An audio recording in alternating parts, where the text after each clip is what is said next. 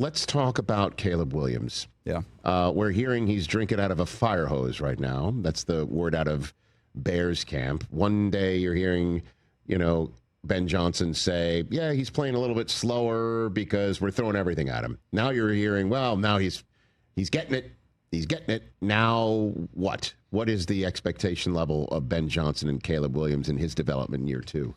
Well, I think it's good. I think Caleb will respond to tough coaching. You do? Yeah. Okay. I think he is a tough kid. I think he's tough-minded. I think that when you're as high profile as he was at the collegiate level, you win the Heisman Trophy, you can say, okay, well, this guy needs to be coddled. No, I think he likes being coached this way. And I think, Ben Johnson's going to try and make, as any good coach, make practice harder than what you're going to see in a game. So put a lot on his plate. You're playing against a very good defense that can throw you a lot of different looks in practice every day. And let's not, let's make the standard the standard, and let's not tippy-toe around anybody's feelings. Say, hey, you weren't good enough today. Hey, your pre-snap communication wasn't where it needs to be.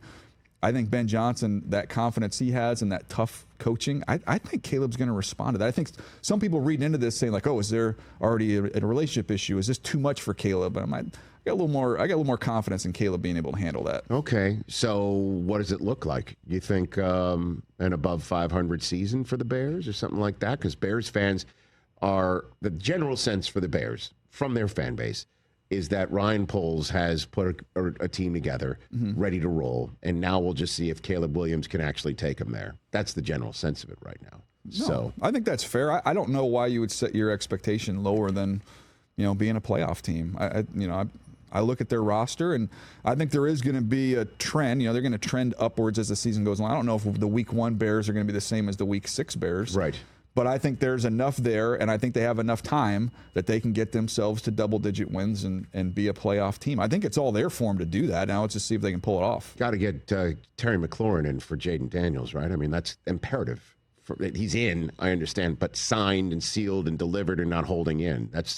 That is crucial for year 2, despite how much of a unicorn Jayden Daniels looked like last year. Wouldn't you agree with that? Well, yeah. These things usually have a way of working out and getting done. I talked to some people in their personnel department the other day, and what stood out, how does Jayden Daniels get better? What we saw last year was so good.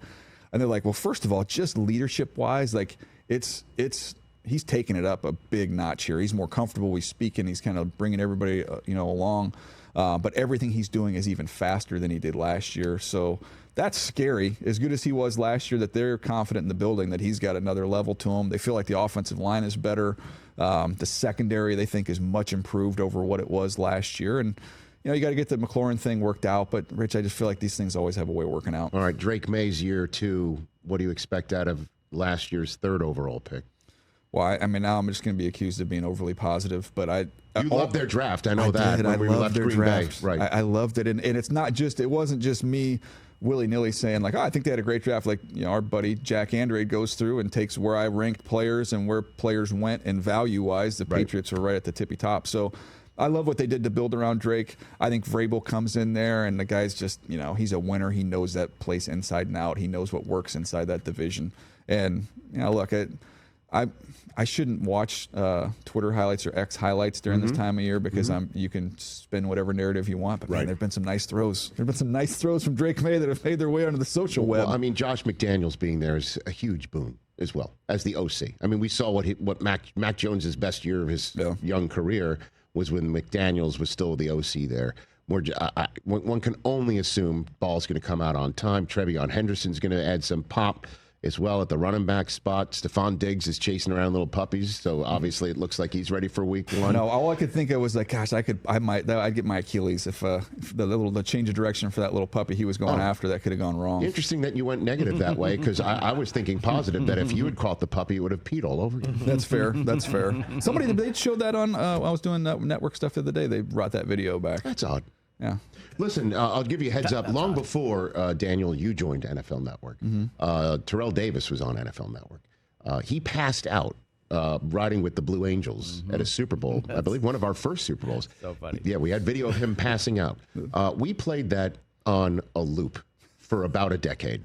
Certainly when John Elway would come on, because it would get John Elway cackling right off the bat. Well, here's my beef. Okay, here's my beef, and this goes all the way to the network. And I don't know if we need to talk to Charlie about this, but The previous guy who sat in the draft chair had a video that they would show every single year. That video was him intercepting Dan Marino. Yes, I'm getting peed on by a puppy, That's true. and he's picking off Marino. How is that apples to apples? Because we were all scared of Maye. That's fair. Yeah. He chastised me the other day. This is an honest conversation we're Mike having. texted me the other day. I'm an Eagles camp. Where the heck are you? I'm like, Mike, I got stuck in Nashville. Well, you missed a good practice. I'm like, geez, it wasn't my choice. I got stuck. Your fault for not being there. Sounds just like Mayock pointing fingers. Good practice. It sounds like Mike. Catch the Rich Eisen Show live weekdays from 12 to 3 p.m. Eastern on Roku Sports Channel in the U.S.